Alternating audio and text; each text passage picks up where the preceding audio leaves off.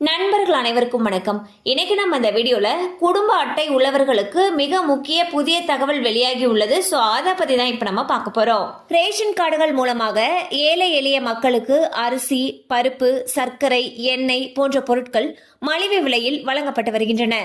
அது மட்டுமல்லாமல் அரசின் பல நலத்திட்ட உதவிகளை பெறுவதற்கும் ரேஷன் கார்டுகள் ஒரு முக்கியமான ஆவணமாகும். பொங்கல் விழாவை முன்னிட்டு தமிழக அரசு வருடந்தோறும் ரேஷன் அட்டைதாரர்களுக்கு இலவச வேஷ்டி சேலை மற்றும் பொங்கலுக்கு தேவையான அரிசி, சர்க்கரை உள்ளிட்ட பொருட்களை வழங்கி வருகிறது. மேற்கொண்டு ரேஷன் அட்டைதாரர்கள் அனைவருக்கும் ரொக்க பணமும் வழங்கி வருகிறது.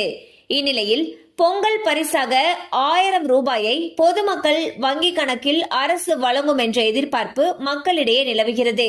இந்நிலையில் கூட்டுறவு வங்கிகளில் கணக்கு தொடங்கினால்தான் பொங்கல் பரிசு கிடைக்கும் என்ற தகவல் பரப்பப்பட்டு வருகிறது. ஆனால் இந்த தகவல் உண்மையில்லை. பொங்கல் பரிசு வழங்குவதற்கும் கூட்டுறவு வங்கிகளில் கணக்கு தொடங்குவதற்கும் எந்த தொடர்பும் இல்லை என்று அரசு தரப்பில் விளக்கம் அளிக்கப்பட்டுள்ளது.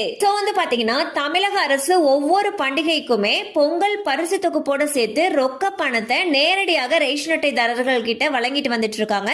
அந்த வகையில் இந்த ஆண்டு ரொக்க பணம் வழங்கும் பட்சத்தில் வங்கி கணக்கில் வழங்குறதாக இருக்கு அப்படின்னா அது எந்த பேங்கா இருந்தாலுமே அவங்க வரவு வைப்பாங்க.